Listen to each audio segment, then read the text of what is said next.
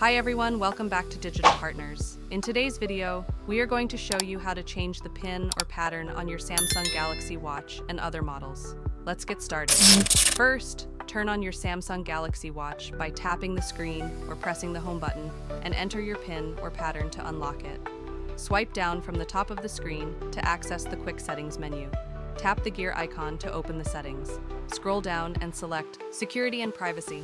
From here, tap Lock Type. You'll be asked to enter your current pin or pattern to proceed. Once you've entered it, you'll be given the option to choose between pattern, pin, or none. Select the option you prefer, then enter your new pin or pattern, and you'll be asked to repeat it for confirmation. Once done, confirm your choice. And your Samsung Galaxy Watch will now be secured with your new pin or pattern. And that's it. Now you know how to change the pin or pattern on your Samsung Galaxy Watch. We hope this tutorial was helpful. If you have any questions, feel free to drop them in the comments. Don't forget to like, subscribe, and hit the bell so you won't miss our upcoming tutorials. Thanks for watching Digital Partners, and I'll see you in the next video. Bye.